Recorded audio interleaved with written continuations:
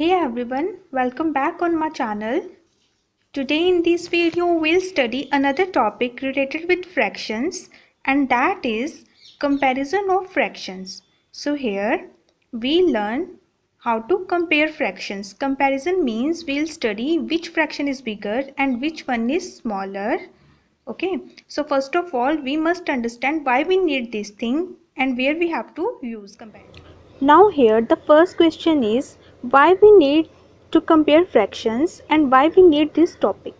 For example, if you and your sister ate some pieces of cake, as you know fraction is a part of a whole.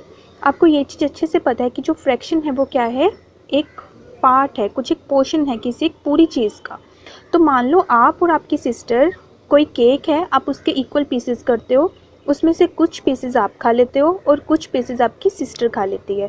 उसके बाद आपने जितने pieces खाए आप दोनों ने, आप क्या करोगे, उनकी फ्रैक्शंस नोट करोगे. फॉर एग्जांपल आपने किसी केक के 12 पीसेस किए, 2 पीसेस आपने उसमें से खा लिए, तो आपकी फ्रैक्शन क्या बन गई, 2/12. आपकी सिस्टर ने 5 पीसेस खा लिए, 5/12. अब अगर इनको कंपेयर करना हो कि किसने ज़्यादा पीसेस खाए, किसने ज़्यादा केक खाया, तो उसके लिए हमें क्या पड़ेगा, किसकी नीड पड़ेगी, हमें कंपैरिजन की नीड पड़ेगी, फ्रैक्शंस को कंपेयर करने की नीड पड़ेगी. So in that type of cases we need to compare fractions. We have 3 cases where denominators are equal, numerators are equal और both are unequal. हमारे पास फर्स्ट केस क्या होगा, आपको पता है कोई भी फ्रैक्शन लिखी हो इस तरह से, फॉर एग्जाम्पल 5/9, ये हमारा होता है न्यूमिरेटर और ये हमारा होता है डिनोमिनेटर. तो हमारे पास 3 डिफरेंट केसेस हैं. एक है आपके पास कि डिनोमिनेटर इक्वल हो, ये सेम हो, कि मतलब कोई 2 फ्रैक्शन या 2 से ज़्यादा, 3, 4, 5 कितनी भी हो सकती हैं, 2 और मोर देन 2, अगर उनके डिनोमिनेटर इक्वल हो, चाहे उनके न्यूमिरेटर इक्वल हो, चाहे फिर क्या है, दोनों क्या हो, अनइक्वल हो, दोनों ही सेम ना हो, दोनों फ्रैक्शन के, या 3 या कितने भी हों, तो उनके लिए हम कंपैरिजन कैसे करेंगे ऐसे फ्रैक्शंस में. ओके, फॉर एग्जाम्पल आपके पास इस तरह के सम्स भी हो सकते हैं that you have to write fractions into increasing और डिक्रीजिंग ऑर्डर. ओके, तो वहाँ पे भी क्या करना पड़ेगा आपको, आप सिर्फ देख के पता नहीं कर सकते कि कौन से इंक्रीजिंग में है, कौन से डिक्रीजिंग में, और इनको कैसे नोट डाउन करना है, तो आपको पहले कंपेयर करने की नीड पड़ेगी. So we have 3 cases, denominators are equal, numerators are equal and both are unequal. Now let's have our first case in which denominators are equal. So firstly हम एक ऐसी example लेंगे where we have to compare only 2 fractions, जहाँ पे हमें सिर्फ 2 fractions को compare करना होगा. So let's have 2 fractions with equal denominator. Okay, तो denominator कौन सा नंबर होता है, जो डाउन साइड होगा. ओके, तो इसमें क्या है, अब हमें इन्हें कंपेयर करना है, कौन सा नंबर बिग है, दोनों में से कौन सा फ्रैक्शनल नंबर ग्रेटर है, तो हमने ये चीज़ को फाइंड करना है. तो क्या है, रूल क्या है, if denominators are equal the number having greater numerator is greater. अगर तो हमारे पास डिनोमिनेटर इक्वल होंगे तो जिस नंबर का न्यूमिरेटर बिग होगा वो नंबर बिग होगा. अभी क्या है, इनके हमने पहले चेक किया कि जो भी फ्रैक्शंस हैं उनके डिनोमिनेटर क्या है, इक्वल है, यहाँ पे भी 9 है और यहाँ पे भी 9 है. पर क्या है कि यहाँ पे 5 है और यहाँ पे 7 है, और रूल क्या है कि अगर डिनोमिनेटर इक्वल होंगे तो जिस नंबर का न्यूमिरेटर बिग होगा वो फ्रैक्शन बिग होगी. तो 7 is greater than 5, we know 7 is greater than 5. Okay, पे 5 लिखेंगे, सॉरी लिखा ही नहीं जाता, 5. So 7/9 is greater than 5/9. यही रूल है हमारे पास कि हम अगर हमारे पास डिनोमिनेटर इक्वल हैं तो जिस नंबर का न्यूमिरेटर बिग होगा वो फ्रैक्शन क्या होगी, बिग होगी. Now let's have one more example. Here I have to write all the given fractions in ascending order. तो क्या है कि यहाँ पे जितनी भी फ्रैक्शंस गिवन है इन्हें हमने क्या करना है, असेंडिंग ऑर्डर में लिखना है. Ascending means increasing, which means small to big. Okay, तो क्या है, सबसे पहले सबसे छोटी फ्रैक्शन, उसके बाद उससे बिग, देन उससे बिग एंड सो ऑन. तो हमने यहाँ पे सबसे पहले क्या चीज़ को नोटिस करना है, जब भी आपके पास कोई भी इस तरह का इंक्रीजिंग डिक्रीजिंग ऑर्डर और कंपेयर करने का क्वेश्चन आएगा, first of all you have to check denominator. सबसे पहले आप उनके डिनोमिनेटर चेक करोगे. तो हमने डिनोमिनेटर चेक किए, 11 11 11 11, डिनोमिनेटर आर सेम, सब जगह पे क्या है कि ये सेम है. Now what's the rule, the rule is कि जिस फ्रैक्शन की न्यूमिरेटर स्मॉल होगी वो फ्रैक्शन स्मॉल होगी, तो जो नहीं होगी उसकी बिग होगी, बस. तो यहाँ पे क्या है 3 1 2 7, सबसे छोटा क्या है 1। और इंक्रीजिंग ऑर्डर में क्या होता है कि सबसे पहले सबसे छोटा number, after that big big big big and so on. So first of all will write 1 by 11, after that 2 by 11, after that 3 by 11 and after that 7 by 11. So this is a required increasing order. और if इसी सम को, इसी इन्हीं fractions को आपने decreasing order में लिखना हो, तो आप इसको कैसे लिखोगे 7 by 11, 3 by 11, 2 by 11 and 1 by 11। Reverse में लिख दोगे तो वो डिक्रीजिंग ऑर्डर जाएगा। This one is increasing order. Okay, small to big. तो क्या है, जब भी आपने कितनी मर्जी फ्रैक्शन आ जाए 5 6 2 कितनी भी हो, आपने सिंपली क्या करना है, डिनोमिनेटर चेक करना है। डिनोमिनेटर इक्वल होंगे तो न्यूमिरेटर को कंपेयर करोगे। The fraction with bigger numerator is big. This one is our rule. Now let's understand second rule. Now here we have our second case where numerators are equal. In first one we have denominators are equal. So let's have two fractions. First of all 5 by 11 and 5 by 7. Let's have these two fractions and we have to compare. Okay, so first of all the rule is we have to check denominators. So सबसे पहले जब भी हमने question start किया हमने denominators को check किया। Here denominator is 11 and here 7, तो ये तो इक्वल नहीं है। Second thing what we have to do, we have to check numerators. तो सेकेंड में हमने क्या करना है, हम लोग न्यूमिरेटर्स को चेक करेंगे। Here we have 5 and here again we have 5। यहाँ पे क्या है, न्यूमिरेटर सेम है। So this one is our second case and here we have to apply our second rule. तो हमारे पास वहाँ पे क्या था, अगर डिनोमिनेटर्स इक्वल होते थे हम चेक करते थे न्यूमिरेटर्स को, तो जिस नंबर का न्यूमिरेटर बिग होता था वो फ्रैक्शन बिग हो जाती थी। अब हमने क्या करना है, अगर न्यूमिरेटर्स बिग हैं तो हमें ऑब्वियसली डिनोमिनेटर्स को चेक करना होगा। But here the process is reverse. Process इसमें क्या होगा, पूरा उल्टा हो जाएगा। यहाँ पे क्या होगा, जिस नंबर का डिनोमिनेटर बिग होगा वो फ्रैक्शन स्मॉल होगी और जिस नंबर का डिनोमिनेटर स्मॉल होगा वो फ्रैक्शन बिग होगी। अब यहाँ पे क्या है, न्यूमिरेटर क्या है, सेम। और हमने देखा कि 11 और 7 को कंपेयर किया। We know 11 is greater than 7, 11 तो 7 से बड़ा है। It means 5 by 11 is less than 5 by 7। इससे क्या हो जाएगा, ये छोटा होगा। ये क्यों स्मॉल होगा, क्योंकि न्यूमिरेटर इक्वल है। और यहाँ पे प्रोसेस कौन सा फॉलो होगा, रिवर्स प्रोसेस। जिस नंबर का डिनोमिनेटर बिग होगा वो फ्रैक्शन स्मॉल होगी और दूसरे वाली क्या होगी, बिग होगी। और इसे आप कैसे लिख सकते हो, that 5 by 7 is greater than 5 by 11। Sign आपको पता ही होगा, this sign is of greater than and this is of less than. Okay, इसका सेम ही मतलब है कि ये यहाँ से स्मॉल आ गई है, यहाँ से हमने लिख दिया कि ये वाली बिग है, मतलब सेम है। साइन हमने चेंज कर दिया। आप किसी भी तरह से इसको रिप्रेजेंट कर सकते हो। जिस तरफ साइन का ओपन माउथ होगा उस तरफ का नंबर हमेशा बिग होगा। ओके, तो आप इसको इस तरह से लर्न कर सकते हो, ये big mouth which means number is big. Okay, ये सिर्फ एक मतलब लर्न करने के पर्पज से है। Okay, so let's have one more sum where we have more number of fractions of same kind.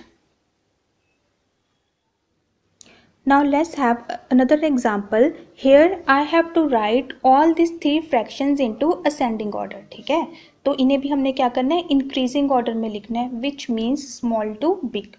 So first of all we have to check the denominators 31, 11 and 46. All are different. Now we have to check numerators 71, 71, 71. Yes, numerators are same. So we have to apply second rule and this one is our second case.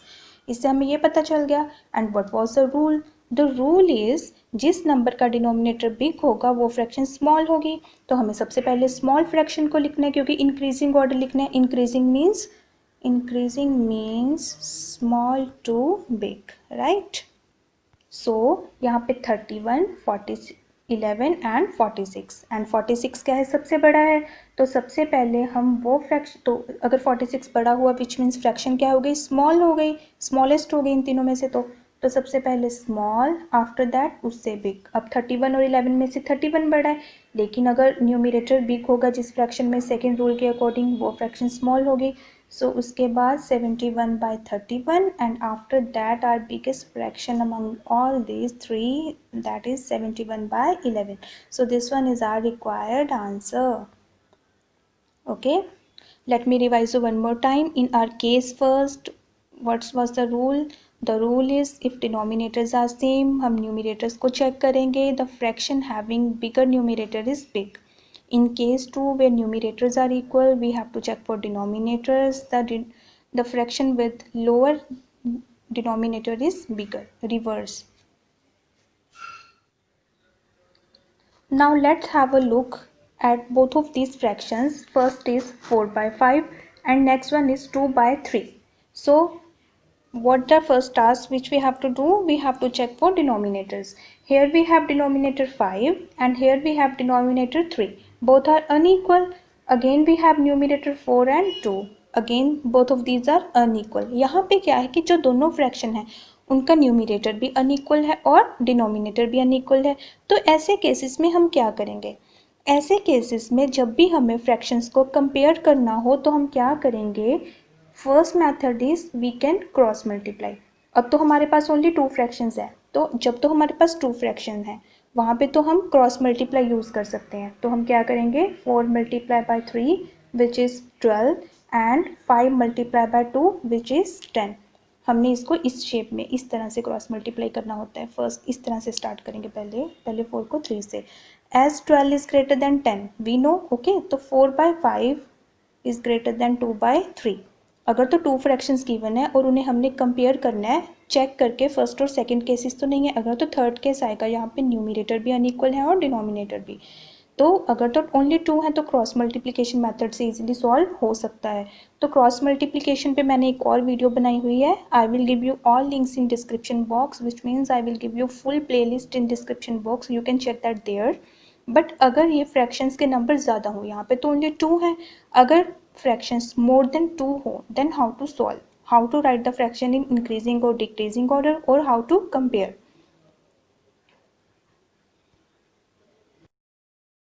Now look at the fractions 1 by 3, 2 by 5, 7 by 2. ना ही तो यहाँ पे denominators equal है ना ही numerators equal है. सो ये कौन सा हो गया? केस 3 हो गया, where both are unequal. So what to do? अब यहाँ पे क्या है? फ्रैक्शंस भी 2 नहीं है 3 है. अगर हम क्रॉस मल्टीप्लाई का मेथड यूज़ करें तो उससे ईजी नहीं हो पाएगा, right? So what to do? Cross multiplication हो सकती है लेकिन वो क्या है, आपको 2 और 3 टाइम वो अप्लाई करना पड़ेगा, तो इसलिए हम उसे नहीं करेंगे. तो और हम इसको क्या कर सकते हैं? तो द मेथड इज़, आप क्या करोगे? जो भी हमारे पास डिनोमिनेटर्स होंगे फर्स्ट ऑफ ऑल एलसीएम उनका कंसीडर कर लोगे. ओके, तो एलसीएम की भी हमारे पास एक और वीडियो है. You can check that, link in description box, I will give you there. तो हमने अब क्या करना है? इनका एलसीएम फाइंड करना है. ओके, एलसीएम कैसे फाइंड करते हो? प्राइम फैक्टराइजेशन की हेल्प से. 3, ओके, 3, 5 एंड 1 लिखा ही नहीं जाता. 3, 5 and 1. Now again 3, 1, 5 and 1 again 5. LCM क्या हो जाएगा? जो भी हमारे पास यहाँ पे डिवाइजर्स आए हैं इनकी मल्टीप्लिकेशन. 3 2 ज़ा 6, 6 5 ज़ा 30. So LCM is 30. LCM least common multiple. Okay, so this one is 30. आपको वहाँ से समझ आ जाएगा, आप वो वीडियो देखोगे तो. अब हमने क्या करना है? आर नेक्स्ट टास्क वो क्या है कि जो भी हमारे पास गिवन फ्रैक्शंस होंगी हमने उनके डिनोमिनेटर को 30 बना देना है. ओके, जो जितनी भी हमारे पास फ्रैक्शंस हैं इनके डिनोमिनेटर्स को 30 बना देना है. And this procedure is very easy.